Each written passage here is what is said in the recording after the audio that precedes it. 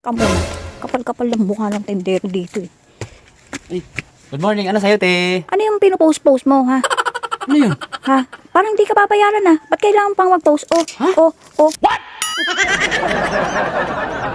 Oh, 500 lang yung utang ko sa'yo, ha?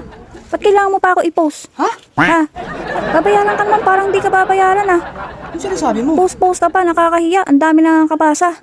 Yan, binabayaran ka. Parang hindi ka babayaran, eh. Eh, hindi naman ikaw yun eh. Di ikaw post-post ka pa, nakakahiya. Salita ka lang salita. Eh, sino yun? Iba yun. Putang ina.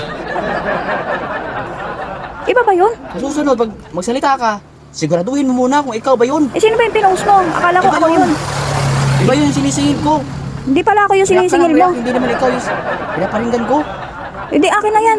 Hindi pala ako yung pinost mo. Hindi. Salamat na lang dito ha. May pamalengke na ako, pandagdag si paninda ko. Akin na yan. Hindi pala ako yung sinisingil mo eh. Hindi. Sakto na to. May utang ka rin dito eh. Sakto na tong 500. Walang hiya talaga to. Oo, nagbayad ka na rin eh. Sa susunod, lagyan mo ng pangalan yung pinopost mo. Susunod kasi, bago ka mag-react, siguraduhin mo muna kung may pangalan ka doon. Ayun, Buisit ka. react ka. Nakakainis ka. Diyan ka na. Kainis.